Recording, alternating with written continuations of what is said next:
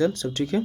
चलो बच्चों, आज के सेशन को बहुत जल्दी स्टार्ट करते हैं। वही जो आपके ऑफलाइन क्लास में जो ऑब्जेक्टिव हुआ था उसका कुछ आंसर है उसको फटाफट रिवीजन के लिए देखें, फटाफट देखें, आगे चलते हैं। देखिए पहला क्वेश्चन क्या है, भोपाल त्रासदी में किस गैस का रिसाव हुआ था? आराम से देखिएगा सर। ओ माय गॉड, गलती हो गई। चलिए चलिए चलिए चलिए चलिए चलिए एक बार संपूर्ण सवाल सट रिवीजन करते हैं, थोड़ा सा मिस्टेक हो गया था। चलिए देखिए क्या मिस्टेक हो गया था। चलिए, अगर 10th क्लास के विद्यार्थी हो अंत तक जरूर देखो यार, तुम लोगों के लिए है। भोपाल त्रासदी में किस गैस का रिसाव हुआ था? सबको याद है मिथाइल आइसोसाइनेट। देखो मिथाइल आइसोसाइनेट, हम बोलेंगे कि दक्षिण भारत की सबसे बड़ी नदी परियोजना नदी घाटी पर बताइए, आप बोले तुंगभद्रा, फट से आंसर। द्वितीय पृथ्वी सम्मेलन कब हुआ था? तो आप बोले 60 से 1997। प्रथम कब हुआ था? तो 92। 5 साल पीछे चले जाइएगा, आपका काम हो जाएगा। आगे चलते हैं। द्वितीय पृथ्वी सम्मेलन 1997 तो हो गया है। अगला देखिए क्वेश्चन क्या है। अगला क्वेश्चन है कि नर्मदा बचाओ अभियान के नेतृत्व मेधा पाटेकर ने किया। यह हमारे पास पेट भरने के लिए बहुत कुछ है लेकिन पेटी भरने के लिए नहीं है, ये क्यों बोला था बाबू? ये गांधी जी बोले थे। आराम से देखिए, गांधी जी बोले थे। देश के बांधों को भारत का मंदिर किसने कहा था? तो नेहरू ने कहा था। आगे चलिए आराम से। अगला क्वेश्चन क्या है बाबू? अगला है कि संजय गांधी जैविक उद्यान किस नगर में है? पटना में है।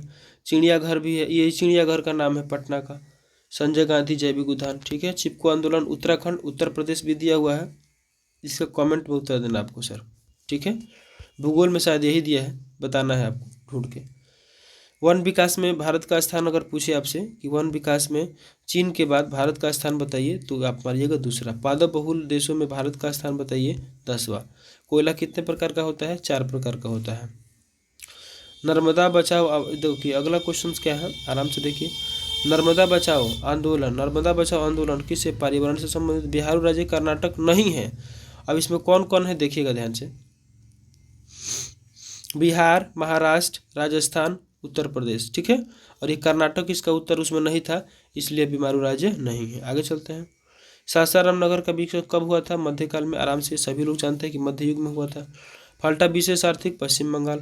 ऊंचा आवाज प्रदर्शन तहसील विधि का विकास किसने किया था? रहमान ने किया था।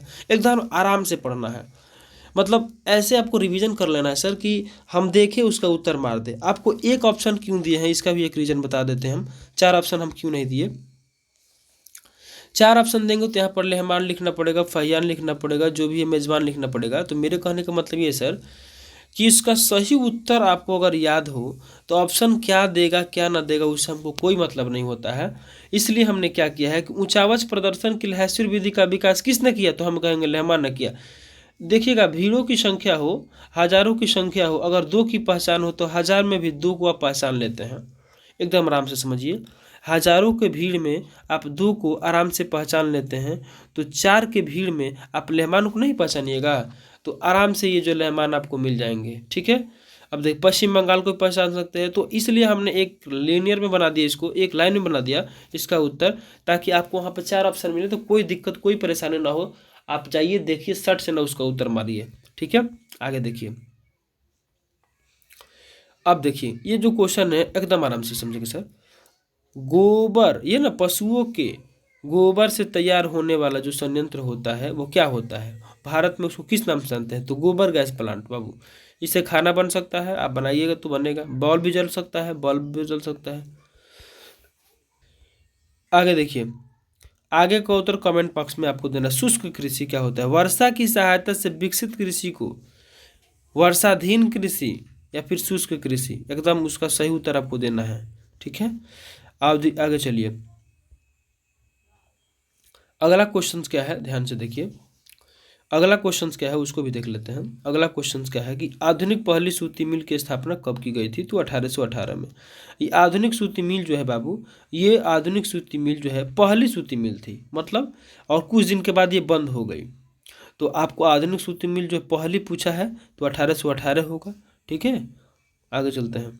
टाटा लोह इस्पात, क्वेश्चन देखिए ध्यान से, किस राज्य में है? तो झारखंड में है। किसने भारत को वर्ग में बोला है? तो जमशेदपुर को। जमशेदपुर कहाँ है? तो टाटा में है ना। कांवर झील को किसने प्रवासियों का स्वर्ग कहा था? डॉक्टर सलीम अली। अब डॉक्टर सलीम अली ही मारिएगा सर, डॉक्टर सलीम अली ही मारिएगा। आगे देखिए, आगे क्या है? सुनामी कहाँ आता है? तो समुद्र में आता है। भूकंप कहाँ आता है? भूकंप बाबू भूकंप कहाँ आता है? तो बाबू धरती पर आएगा जी। एक बार भूकंप आया था 2015 में, 14 में आसपास। देखिएगा आगे चलो, हिल रहा था रे भैया, अपना घर बिल्डिंग द्वार सब हिल रहा था। देखो मलबे के नीचे अगर लोग जब दब जाते हैं, मलबे के नीचे का मतलब होता है सर कि जैसे मान लीजिए दलदल जो जगह होता है उसको मलबा बोल सकते हैं, और वहाँ पे जब दब जाते हैं लोग, अंदर चले जाते हैं, तो इंफ्रारेड एक कैमरा होता है, उसकी सहायता से हम लोग पता कर पाते हैं कि कहाँ पे आदमी है। ठीक है, आगे चलिए। महासागरों के तली पर होने वाले कंपन को एकदम आराम से समझेंगे क्या कहते हैं। जब महासागर के अंदर कंपन हो रहा है मतलब सुनामी आ रहा है। भूकंप के ऊर्ध्वाधर धरती पर स्थित केंद्र को अधिकेंद्र कहते हैं। एकदम आराम से क्वेश्चन आएगा, पूछेगा जरूर। आगे चलिए, भूकंपीय तरंग कितने होते हैं? 4 होते हैं कि 3 होते हैं? कमेंट बॉक्स में आपको उत्तर देना है। किस नदी को बिहार का, ये बहुत फेमस क्वेश्चन है, तो कोसी नदी होगा, बिहार का शोक नदी। आगे चलते हैं, आपदा में बात कर रहे हैं सर। तो देखिएगा आपदा में क्या होता है, प्राकृतिक आपदा होता है और एक मानव जनित आपदा होता है। मानव जनित आपदा होता है। ठीक है, तो देखिए मानव जनित आपदा में क्या होता है कि जो मानव द्वारा घटित हो, और प्राकृतिक आपदा जो मानव ना, मतलब मानव के द्वारा जो घटित होगा उसको मानव जनित आपदा कहेंगे, और जो मानव घटित नहीं कर सकता है, उससे नहीं हो सकता है, तो हम उसको क्या कहेंगे? प्राकृतिक आपदा कहेंगे। जैसे मान लीजिए बाढ़, मनुष्य की बस की बात नहीं है कि मोटर चला के पंपी सेट चला करके बाढ़ लेके आ जाए। मनुष्य के ये नहीं है कि भूकंप ला दे, सुनामी ला दे और सुखाड़ ला दे, ये मनुष्य की बस की बात नहीं है। इसलिए इसको प्राकृतिक आपदा में रखिए।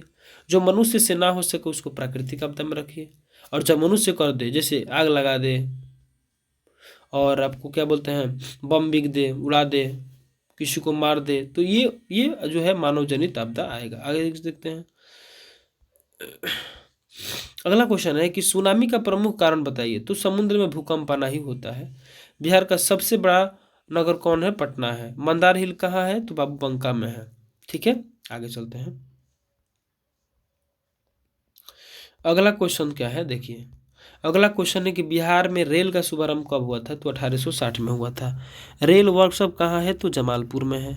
सिगरेट का कारखाना कहाँ है? तो मुंगेर में है। एकदम जब आप बैठे हुए हैं ना, अगर वीडियो आप देख रहे हो तो इसको ना फटाफट रिवीजन करो, लिखने की जरूरत नहीं है। एकदम सटासट इसका उत्तर मारो, 1-2 बार देख लो, स्पीड बढ़ा करके देख लो। ठीक है, 2K पर देख लो, क्या दिक्कत है? 1.5 पर देख लो, क्या दिक्कत है? 1.25 पर देख लो, एकदम आराम से बढ़ा बढ़ा करके देख लो। सब याद होना चाहिए बस। प्रश्न आपके भूगोल से यहीं से आएंगे और कहीं से नहीं आएंगे। आगे चलिए, रेलवे वर्कशॉप कहाँ है? तो जमालपुर में है। सिगरेट का कारखाना कहाँ है? तो मुंगेर में है। चूना पत्थर का उपयोग सीमेंट में होता है, सीमेंट उद्योग में होता है, ऐसे याद कीजिएगा। आगे चलिए, अगला क्या है, देखिए आराम से। अभ्रक मुख्य रूप से 3 प्रकार के होते हैं। कोसी नदी घाटी पर कब आरंभ हुआ था? 1854 में। तो अब ऐसे याद करना है सर, देखिएगा कांवर झील बेगूसराय, ऐसे याद कर लीजिए कि कांवर झील जो है बेगूसराय में है, काम खत्म। कांवर झील कहाँ है? तो बेगूसराय में है। किस जिला में है? तो बेगूसराय में। इंदौर का पतन तमिलनाडु, ऐसे याद करना है। ठीक है, चलिए, भारत के कुल डाक क्षेत्र की संख्या जो है 7 होगी कि 8 होगी? कमेंट में बताना है। उत्तर रेलवे का मुख्यालय टक टक, ठीक है, हाजीपुर। आगे चलो, छोटे, इसको भी आपको कमेंट, 2-4 प्रश्न है जो आपको कमेंट में बताने हैं।